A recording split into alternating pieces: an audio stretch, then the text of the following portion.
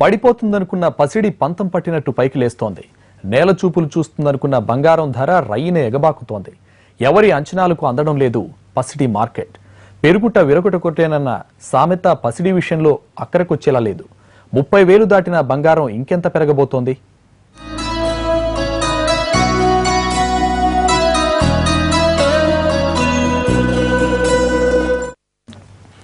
దాదాపుగా 2 ఏళ్లకు బంగారం రేటు మళ్లీ దగదగలాడింది.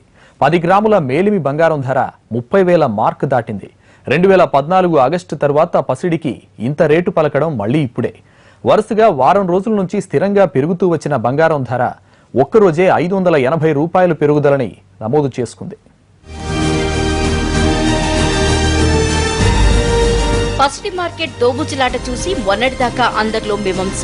ఇంకా తగ్గుతుందని కొనుగోలుదారులు ఆశగా ఎదురు చూస్తే అమ్మాలనుకునేవారు కూడా ఇలాంటి టైం కోసమే వెయిట్ చేశారు. గత కొంతకాలంగా ఎవరికి అంతుపట్టని బులియన్ మార్కెట్లో బంగారం ధర మళ్లీ ఎగబాకుతోంది. హైదరాబాద్ బులియన్ మార్కెట్లో 10 గ్రాముల మేలిమి బంగారం ధర 30,000 పలుకుతుండగా వెండి కూడా పోటీ పడుతూ కిలో 41,500 రూపాయలకు చేరింది.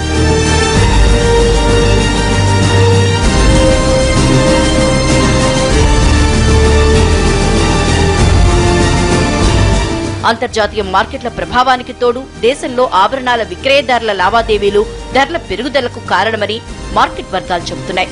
అమెరికాలో ఇప్పట్లో వడ్డీ రేట్లు పెంపు లేదని US federal reserve open market committee ప్రకటించడంతో ఈక్విటీ మార్కెట్లో స్టాక్స్ లో అమ్మకాలు పెరిగి ఆ డబ్బుని గోల్డ్, సిల్వర్ మెటల్స్ కి మళ్లించడంతో బంగారం ధరలు ఒక్కసారిగా పెరిగాయి. అంతర్జాతీయ మార్కెట్లో ఓ దశలో ఔన్స్ బంగారం ధర $1309.89 చేరింది. 2014 ఆగస్టు తర్వాత పసిడి రేట్లో ఇదే రికార్డు. తర్వాత ఔన్స్ బంగారం ధర $1285 దిగివచ్చినా మార్కెట్ కి సానుకూల సంకేతాలే ఇచ్చింది.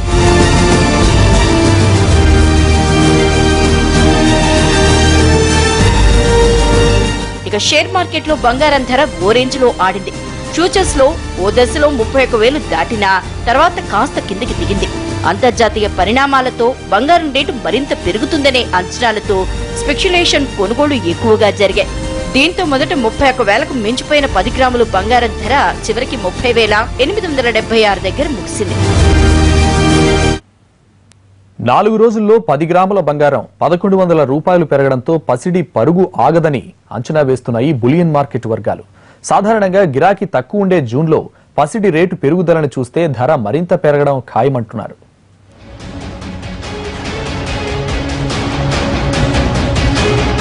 రెండేళ్లుగా పసిడి మార్కెట్ కళ తప్పింది. బంగారం ధర తగ్గుతూ పోవడంతో చివరికి 10 గ్రాముల మేలిమి బంగారం ధర 25,000 కంటే తక్కువకి పడిపోతుందని అనుకున్నారు. కానీ తన మెరుపు తగ్గలేదని పసిడి రుజువు చేసుకుంది. మన దగ్గర 30,000 దాటేసిన పసిడి ధర ఢిల్లీ, చెన్నై మార్కెట్లలో ఇప్పటికే 31,000 పైకి చేరుకుంది. ఆయా రాష్ట్రాల్లోని వ్యాట్కి అనుగుణంగా వివిధ నగరాల్లో పసిడి రేట్లలో కొద్దిపాటి తేడాలుంటాయి. ముంబైతో పోలిస్తే సాధారణంగా హైదరాబాద్లో బంగారం ధర కాస్త ఎక్కువ ఉంటుంది. కానీ అన్సీజన్ కావడంతో నగరంలో బంగారం వ్యాపారులు డిస్కౌంట్లతో కస్టమర్లను ఆకర్షిస్తున్నారు.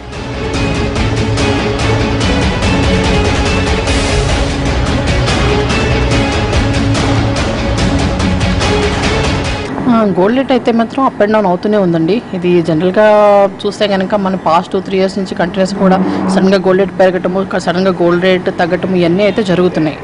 దానివల్ల మాకైతే పెద్దగా ఎఫెక్ట్ అయితే ఏం లేదు. బల్క్ పర్చేజెస్ అవన్నీ కూడా కామన్గా నడుస్తూనే ఉన్నాయి. అంతర్జాతీయ మార్కెట్లలో అనూహ్య డిమాండ్ పసిడి ధరల్ని పైకి లేపింది. మరోవైపు ధర మరింత పెరుగుతుందనే ఆలోచనతో ఆభరణాల కొనుగోలుకు వినియోగదారులు ముందుకు రావడంతో బంగారం రేటు ఒక్కసారిగా పెరిగింది. పారిశ్రామిక వర్గాలు, నాణాల తయారీదారుల కొనుగోళ్లు కూడా అంచనాలకు మించడంతో వెండి ధర కూడా అదే స్థాయిలో పెరిగిందంటున్నారు వ్యాపారులు. గడిచిన 2 ఏళ్ల కాలంలో మార్కెట్లో పసిడి మెరుపులు బాగా తగ్గాయి. 9 నెలల కాలంలో 10 గ్రాముల ధర 34,000 నుంచి ఓ దశలో 24,700 దాకా పడిపోయింది. దీంతో బంగారం ఇంకా దిగొస్తుందనే ఆశతో కొనుగోలుదారులు కూడా తొందరపడకుండా ఎదురుచూడటం పసిడి విక్రయాలపై తీవ్ర ప్రభావం చూపింది. పసిడి ధర 27% దాకా క్షీణించడంతో మార్కెట్ ఇప్పట్లో కోలుకునే అవకాశాలు కనుచూపు మేరలో లేక వ్యాపారులు కలవరపడ్డారు. కానీ అంతర్జాతీయ పరిణామాల ప్రభావంతో ధర మళ్లీ పుంజుకోవడంతో పసిడికి డిమాండ్ పెరిగినట్లేనని భావిస్తున్నారు. America central bank Fed fund rate పెంపుపై తటపడాయిస్తుండటంతో అంతర్జాతీయ ఆర్థిక వ్యవస్థ ఇంకా బలహీనంగానే ఉందన్న అంచనాలకు బలం చేకూర్చింది. యూరోపియన్ యూనియన్ నుంచి బ్రిటన్ విడిపోతే భవిష్యత్ ఆర్థిక పరిస్థితి అనిశ్చితిలో పడుతుందన్న భయాందోళనలు కూడా దీనికి తోడయ్యాయి. దీంతో ఇన్వెస్టర్లు తమ పెట్టుబడులను పసిడికి మళ్లించారు. ధర మరింత పెరుగుతుందనే ఆలోచనతో వినియోగదారులు కొనుగోళ్లకు పూనుకోవడంతో బంగారం ధర ఇక ఇప్పట్లో తగ్గేలా కనిపించటం లేదు. ప్రపంచంలోనే పసిడి వినియోగంలో భారత్దే అగ్రస్థానం. అయితే కొన్నాళ్లుగా దిగుమతులు తగ్గిపోతుండడం పసిడి ధరలపై ప్రభావం చూపనుంది. మరోవైపు లోహం రూపంలో బంగారం కొనుగోళ్లను తగ్గించేందుకు 3 ఏళ్లుగా కేంద్రం కోట్ల విలువైన గోల్డ్ బాండ్లని జారీ చేస్తోంది.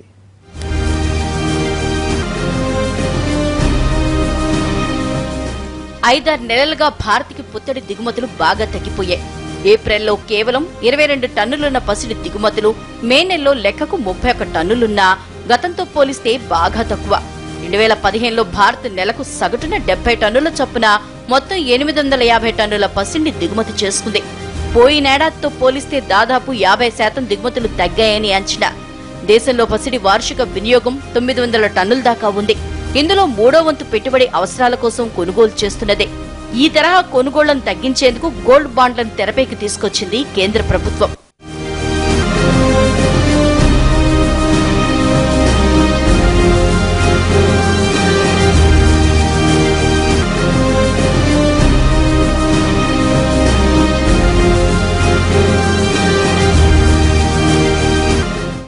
ఇన్వెస్టర్లకు కొత్త పెట్టుబడి మార్గంగా సావరిన్ గోల్డ్ బాండ్స్ తెరపైకి తీసుకొచ్చింది. ఓసారి ఫిక్స్ చేస్తే కొన్నాళ్ల పాటు దాని జోలికి వెళ్లకుండా ఉండేవారికి ఎస్జీబీ మంచి పథకం అంటున్నారు. ఇప్పటిదాకా 3 సార్లు ఈ బాండ్స్ ని జారీ చేసిన ఆర్బీఐ 4వసారి బాండ్లను జారీ చేస్తోంది. స్టాక్ ఎక్స్చేంజ్ లో కూడా ట్రేడ్ చేసే సదుపాయమున్న ఈ బాండ్లతో పెట్టుబడి కోసం పసిడి కొనుగోళ్లను నియంత్రించవచ్చనేది కేంద్రం ఆలోచన. మెచ్యూరిటీ సమయంలో అప్పటి బంగారం ధర ఆధారంగా చెల్లింపులుంటాయి. వడ్డీ రేటు ముందే నిర్ణయిస్తారు కాబట్టి దాని విషయంలో ఎలాంటి హెచ్చుతగ్గులు ఉండవు.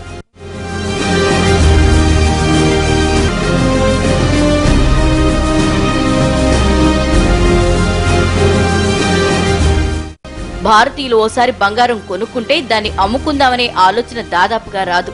అత్యవసరమైతే తనఖా పెట్టడానికి సిద్ధపడతారు కానీ బంగారాన్ని అమ్ముకోవటం అంటూ ఉండదు.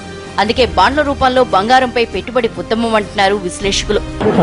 ఖచ్చితంగా పెరుగుతుందండి. నేను అనుకునేది ఏమంటే బంగారం అనేది మనం ఇన్వెస్ట్మెంట్ చేయదలుచుకున్నట్టయితే buy bonds, gold bonds or buy gold coins. మామూలుగా మన వాళ్లకు బంగారంతో ఇప్పటి వరకు ఉన్న ప్రయోజనాలు రెండే. ఒకటి, పెళ్లి పేరంటాలప్పుడు నలుగురిలో ఘనంగా కనిపించేలా నగలు ధరించటం. రెండోది, అత్యవసరానికి తాకట్టు పెట్టడం. నెలల తరబడి బీరువాల్లోనైనా దాచుకుంటారు కానీ కాగితాల రూపంలో బంగారాన్ని చూసుకునేందుకు ఎంతమంది ఇష్టపడతారన్నది మరో ప్రశ్న. అందుకే 15,000 కోట్లను బంగారం బాండ్ల రూపంలో సేకరించాలని లక్ష్యంగా పెట్టుకున్న ప్రభుత్వం అందులో 10వ వంతు కూడా సేకరించలేకపోయింది.